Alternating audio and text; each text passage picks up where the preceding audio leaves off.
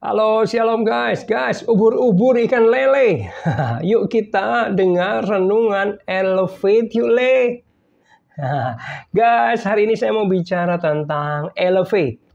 Tapi fokusnya adalah diberkati untuk menjadi berkat. Nah guys, saya mau tanya sama kamu ya. Menurut kamu, Tuhan itu pengen kamu diberkati sedikit, cukup, atau banyak? Kasih tahu saya. Ya, sedikit, cukup, atau banyak. Levelnya sedikit, cukup, atau banyak. Kasih tahu saya guys. Menurut kamu, ya. Ayo kasih tahu saya. Nah, gini guys, saya berani bilang, Tuhan pengen memberkati kamu berlimpah-limpah. Katakan amin. Kenapa? Karena Tuhan punya rencana atas hidupmu. Ya. Kalau Matius 5 ayat 13 sampai 16, mungkin nggak perlu dibaca di sini, kamu sudah hafal ayatnya. Ya, apa? Kamu adalah garam dunia, betul? Kamu adalah terang dunia, ya. Nah, Tuhan pengen hidupmu berdampak, katakan amin. Ya, kamu menjadi berkat buat orang lain. Kamu berdampak buat orang lain, ya. Ada lagi perintah Tuhan untuk memberi makan orang miskin, orang lapar, guys. Lalu apalagi ada perintah amanat agung, ya. Amanat yang agung dari Tuhan Yesus. Yang penting, yang agung. Yaitu apa? Pergi, jadikanlah semua bangsa muridku. Memberitakan Injil. Ya. Salah satunya adalah bisa membangun gereja, pergi ikut misi. Kalau kalian nggak bisa ikut misi, bisa membiayai misi, artinya nyumbang. Itu kalian harus diberkati dulu, katakan amin. Ya. Nah, ini ayat yang penting yang harus kamu tangkap pada sore hari ini. Ini sore. Yaitu Kejadian 12 ayat 2. Aku akan membuat engkau menjadi bangsa yang besar dan memberkati engkau. Serta membuat namamu masyhur. Dan baru ini engkau akan menjadi berkat. Nah, guys, sepertinya Tuhan tahu bahwa kita ini perlu diberkati dulu baru menjadi berkat. Ya. Nah, kita akan bahas pelan-pelan ya, guys. Level pertama. Kalau kita diberkati sedikit, ya, sulit.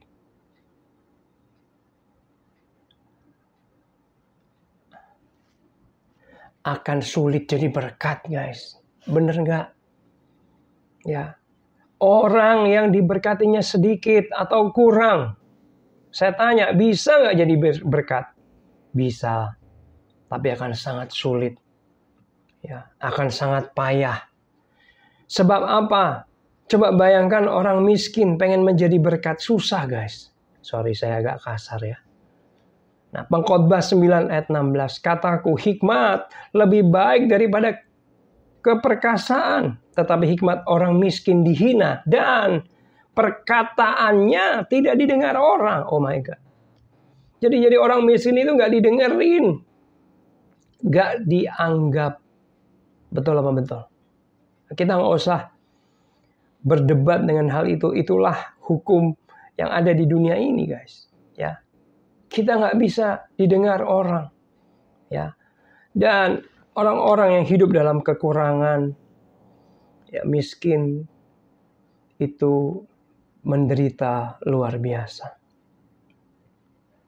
Ya, saya bahkan pernah waktu ekonomi saya dengan istri sangat tidak baik-baik saja. Kami hidup dalam kekurangan, ekonomi kami buruk. Tahu saudara, saya pamitan sama, waktu itu ada di Jawa Tengah, saya pamitan. Ibu Gembala, saya mau pamitan. Kenapa? Karena hidup saya lagi susah. Bapak Ibu percaya nggak kalau keuangan kita buruk? Rasanya seluruh hidup kita susah. Benar nggak? Belum lagi biasanya orang yang kekurangan itu banyak hutang. Ya, apalagi zaman sekarang gampang tuh. Apply pinjol. Bunganya yang sangat tinggi mencekik. Kita seperti terperangkap di situ. Lalu orang-orang miskin itu ya biasanya gak disukain. Ya. Karena kekurangan hidupnya. Nah, kamu tahu nggak bahwa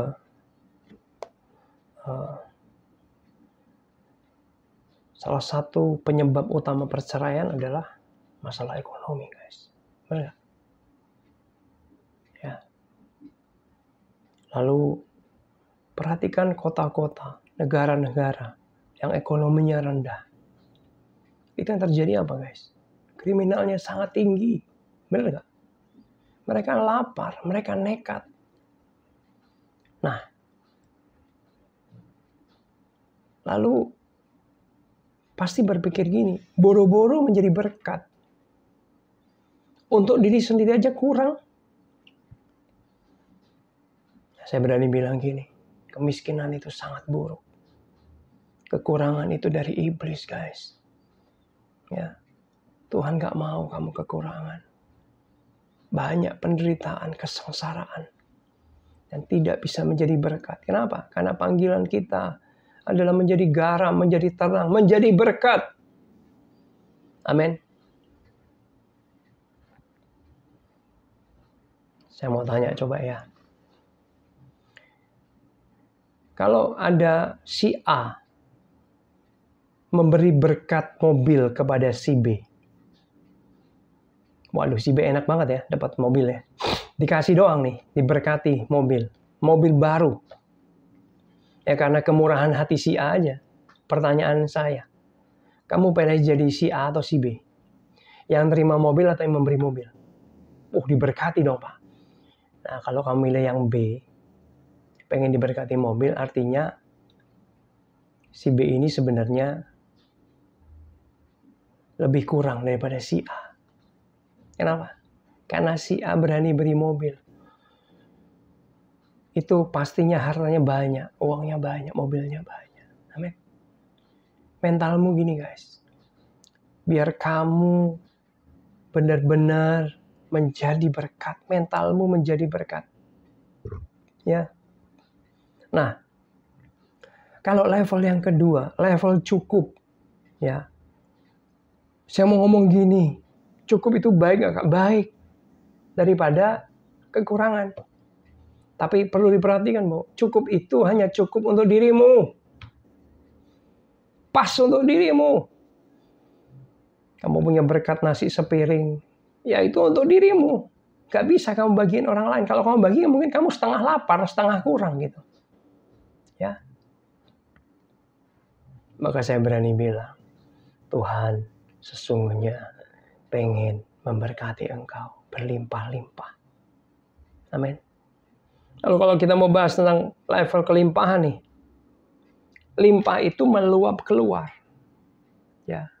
Sehingga bisa dibagikan kepada orang lain. Ya.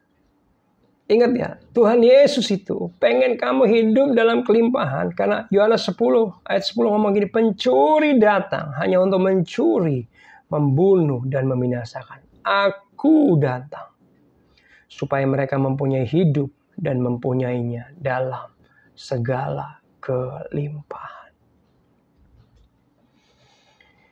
Lalu ada yang komen, Pastor Jimmy, kelimpahan itu bukan uang yang dimaksud Tuhan Yesus. Nah, gini guys, jawaban saya kalau ada orang komen seperti itu, jawaban saya gini. Jawabannya ada benarnya, tapi ada salahnya. Nah, kenapa? Karena kedatangan Yesus itu benar. Ya, membawa apa? Selain uang, keselamatan, pemulihan, bahkan di perjanjian lama ya ditulis apa? Kesengsaraan kita yang dipikulnya, penyakit kita yang ditanggungnya. Ya. Damai sejahtera apalagi? Ya, berkat-berkat rohani. Tapi dalamnya salah satu bagiannya adalah diberkati dalam keuangan. Ya. Ya bisa dikatakan kedatangan Yesus bukan melulu bicara uang. Bukan 100% tentang uang, betul. Tapi termasuk uang. Gitu ya, bisa paham ya? Termasuk loh, Tuhan mau keuanganmu baik-baik aja.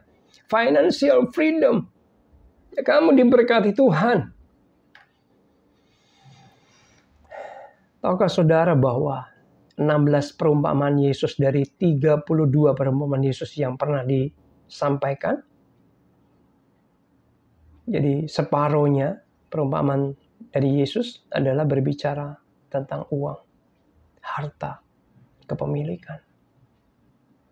Ya. Kenapa Yesus perlu berkhotbah, memberikan perumpamaan-perumpamaan banyak tentang uang, alias 50% tentang uang? Karena Yesus tahu, ya, kita ini urusan sehari-harinya hidup karena uang. Bukan karena uang. Ya, mencari uang, mencari nafkah. Itu adalah urusan kita sehari-hari. Ironi kalau ada pengajaran bilang, jangan melulu tentang uang.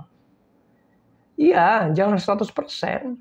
Tapi kalau Yesus saja 50%, ya kita bisa mencontoh itu. Karena tadi saya bilang bahwa kalau kita punya masalah keuangan, tiba-tiba hidup kita jadi berat aja, hidup kita jadi kelam aja. Benar nggak guys? Saya berani bilang separuh tantangan hidup kita akan selesai kalau kita punya uang. Alkitab bilang gini, uang itu perlindungan kok. Tapi ingat ya, uang itu jangan menguasai kita. Amin. Alkitab bilang gini, akar dari segala kejahatan adalah uang. Betul? Oh salah guys. Akar dari segala kejahatan adalah cinta uang. Cintanya yang salah. Cinta kepada uang yang salah. Kita cinta harus kepada Tuhan aja. Tapi uang itu bisa kita manfaatkan. Kita bisa pakai. Kita bisa kendalikan. Kita bisa kuasai. Untuk menggenapi rencana Tuhan. Menjadi terang, menjadi berkat, berdampak. Memenuhi amanat agung Kristus. Menyelamatkan banyak orang. Uang sangat berguna kalau kita kendalikan, kuasai. Jangan sampai saudara dikendalikan oleh uang. Katakan amin. Ya.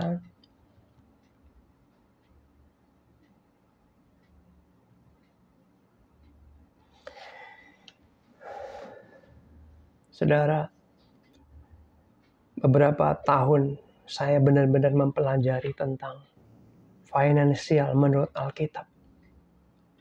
Saya pelajarinya itu, saya beli buku. Saya punya belasan buku tentang ekonomi Alkitabiah. Ekonomi Alkitabiah. Ya, saya pelajari tentang keuangan yang menurut firman Tuhan. Tentang finansial yang diinginkan Tuhan itu bagaimana sih? Gitu ya. Saya juga ikutin seminar Kristen tentang uang, ekonomi Alkitabiah. Mulai dari Semarang, Surabaya, Malang, Jakarta. Saya ikutin tuh seminar keuangan berdasarkan Alkitab. Baik pembicara dari dalam negeri, luar negeri, ya. Tahu nggak saudara? Kalau semua hal yang saya pelajari diperas, intinya apa? Intinya sederhana. Jadi Bapak Ibu nggak usah perlu capek-capek baca buku dan keliling. Saya mau kasih tahu intinya. Intinya adalah benar Yohanes 11:10. Tuhan pengen memberkati kamu berlimpah-limpah. Wah, Pastor Jimmy sekarang udah ketularan dong sama teologi kemakmuran. Ngomongin duit, ngomongin kekayaan. Nah, beda guys. Karena saya sudah pelajari dengan teliti. Bahkan saya pelajari juga tentang teologi kemakmuran. Mirip, tapi beda. Nah, bedanya gini. Kalau teologi kemakmuran, yang selalu dibahas dalam khotbah-khotbah tentang uang, melebihi daripada Tuhan Yesus. Lalu fokusnya tentang apa? Uang. Fokusnya juga tentang memperkaya diri sendiri. Fokusnya tentang siapa ini? Dirinya sendiri. Bagaimana diberkati. hanya berhenti sampai di situ saja. Padahal ada kelanjutannya. Diberkati untuk menjadi berkat. Sebenarnya fokusnya adalah menjadi berkat. Itulah destiny kita, itulah panggilan kita. Saya pengen ya saudara nangkep ini. Amin. Ya. Nah, saudara, tahu nggak? Ada ayat yang berbahaya. Ya. Bisa baik atau bisa buruk buat kehidupan kita. Ayatnya apa? Matius 9 ayat 27 sampai 30. Ketika Yesus meneruskan perjalanannya dari sana, 2 orang buta mengikutinya sambil berseru-seru dan berkata, "Kasihanilah kami, hai anak Daud." Lalu 28, setelah Yesus masuk ke dalam rumah, datanglah 2 orang buta itu kepadanya. Yesus berkata kepada mereka, "Percayakah kamu bahwa aku dapat melakukannya?" Mereka menjawab, "Ya Tuhan, kami percaya." Lalu Yesus menjamah mata mereka sambil berkata apa? "Jadilah kepadamu menurut imanmu." Lalu ini yang mengerikan ayat 30. Maka meleklah mata mereka. Dan Yesus pun dengan tegas berpesan kepada mereka, kata, "Janganlah jangan seorang pun mengetahui hal ini." Nah, Bapak Ibu Saudara, guys, apa yang kamu imani itu akan terjadi dalam hidupmu. Kamu percayai apa hari ini? Kamu imani apa hari ini? Kalau pertanyaan awal saya tadi ada 3. Menurut kamu Tuhan pengen memberkati kamu sedikit, cukup, atau berlimpah? Itu yang akan terjadi dalam hidupmu. Kalau saudara pegang Yohanes 10, Yesus datang untuk memberkati dalam berkelimpahan, maka itu terjadi dalam hidupmu.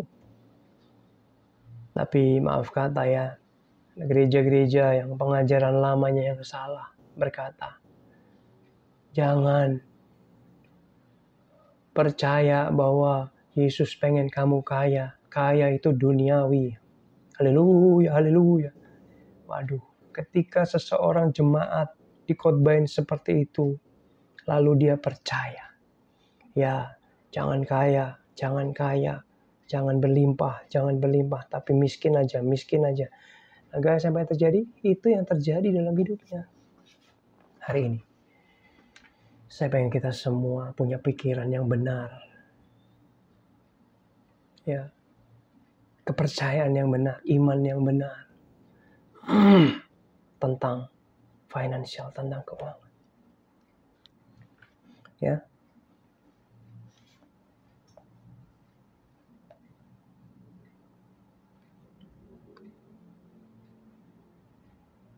Tahu guys, satu kali saya pernah ke Surabaya. Mengikuti pengajaran tentang keuangan yang benar. Orang-orang disuruh maju ke depan dan didoakan. Siapa yang mau diberkati berlimpah-limpah, maju. Dan pendetanya bilang, ya udah, biar jelas siapa yang mau diberkati Tuhan sampai jadi kaya, berlimpah, diberkati Tuhan, maju ke depan. Saya akan mendoakan khusus untuk hidup berkelimpahan. Orang-orang banyak yang lari. Waktu itu saya takut, ini sesat. Mereka semua diurapi, diberkati. Lalu orang-orang itu juga percaya bahwa Tuhan mau saya berkelimpahan. Maka guys, apa yang terjadi? Setahun kemudian setelah acara doa itu, banyak muncul kesaksian bahwa mereka hidupnya diubah. Ekonomi mereka diterobos oleh Tuhan. Ada pemulihan ekonomi. Mereka nggak kekurangan lagi. Mereka hidup, alami, diberkati Tuhan, berkelimpahan. Dan akhirnya mereka juga bisa menjadi berkat. Amin. Maukah saudara percaya Tuhan pengen memberkati kamu berlimpah? Atau hari ini sesungguhnya ada beberapa dari kamu yang sudah diberkati Tuhan berkelimpahan. Ingat, harus menjadi berkat. Jangan berhenti untuk dirimu sendiri, egois memikirkan diri sendiri. Tapi menjadi berkat. Tanya sama Tuhan, Tuhan, apa yang harus aku lakukan?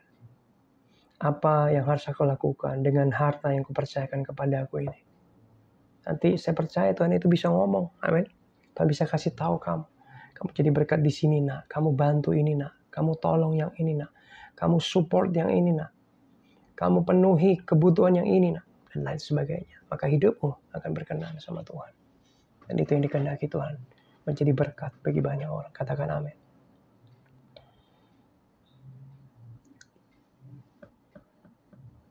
Ingat, kemiskinan itu buruk. Gak bagus, guys. Kemiskinan itu jahat. Amin. Saya dan istri saya pernah hidup dalam kekurangan yang sangat berat, guys. Tapi puji Tuhan, hari ini kami diberkati. Kami sudah selesai dengan masalah keuangan. Berkat Tuhan mengalir luar biasa. Nah guys, saya mau mengimpartasikan kepada saudara. Amin. Saya mau mendoakan saudara yang butuh didoakan tentang masalah keuangan. Ya, biar terobosan keuangan terjadi dalam hidupmu. Ya. Amin. Dan saya mau kasih satu ayat terakhir, guys. Ulangan 8 ayat 18. Tetapi haruslah engkau ingat kepada Tuhan Allahmu, sebab Dialah yang memberikan kepadamu kekuatan untuk memperoleh kekayaan dengan maksud meneguhkan perjanjian yang diikrarkan dengan sumpah kepada nenek moyang. Guys, Tuhan sesungguhnya sudah kasih kamu kekuatan untuk memperoleh kekayaan supaya kamu kaya. Amin. Sekali lagi, bukan untuk fokus egois, tapi menjadi berkat. Itu adalah destinimu. Nah, saya mau mendoakan kamu, khusus bagi kamu yang mengalami masalah keuangan. Mari,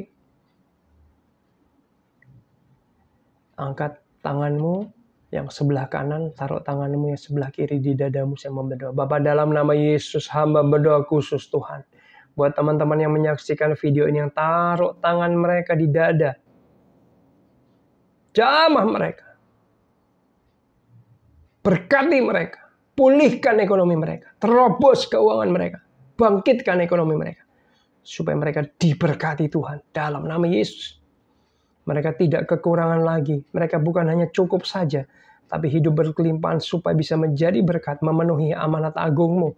Memenuhi panggilanmu. Memenuhi destiny daripada Tuhan. Menjadi berkat, berdampak. Dalam nama Yesus terjadi dalam hidup mereka. Mulai hari ini mereka tidak pernah kekurangan lagi. Tuhan akan membuka jalan. Mungkin akan mempertemukan dengan orang yang tepat. Kesempatan yang dibuka oleh Tuhan. Sehingga mereka mengalami pemulihan dan kelimpahan tentang keuangan. Dalam nama Yesus, haleluya. Amin. Biar renungan ini menjadi berkat buat kamu.